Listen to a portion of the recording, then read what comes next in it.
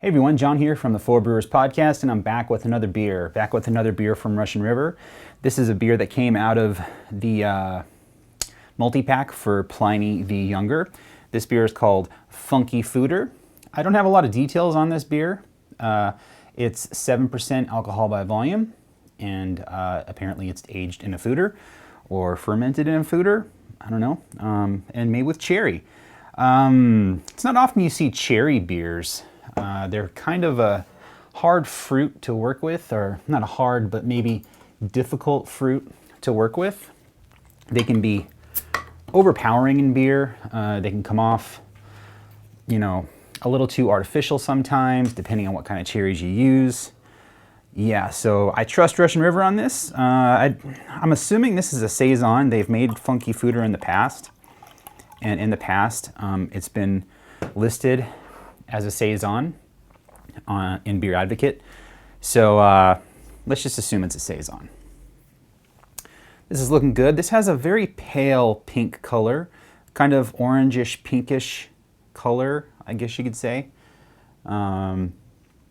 Looks very pleasing, very appetizing.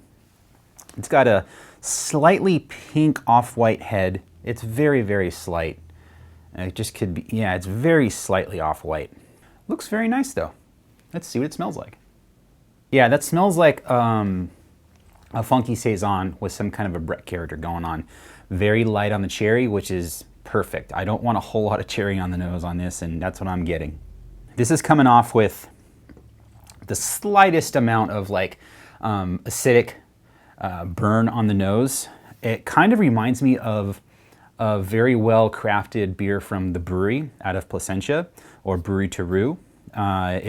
It's got, that's the first thing I thought of. It's got those really awesome Brett acidic characters on the nose without it being striking and overpowerful.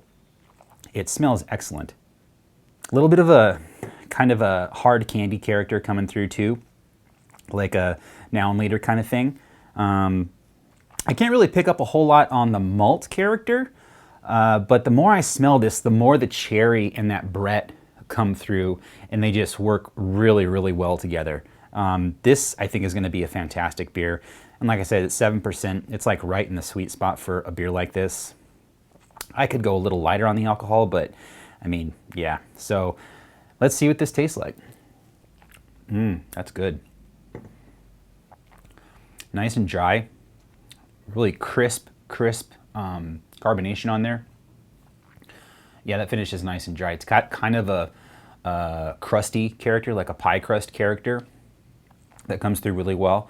The Brett character, not quite as funky as it comes off on the nose, but it's still very, very much present.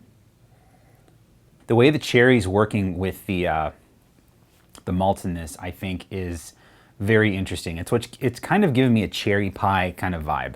I almost picked up on a little bit of cinnamon on the flavor.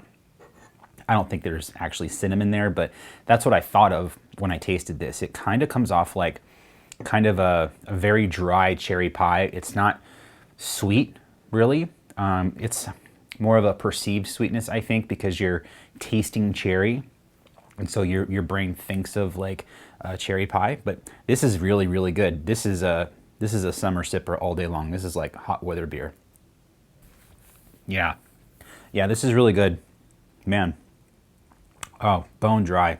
That is nice. Oh, again, the balance between the malts, the Brett, what I'm assuming is Brett, and the cherry is great.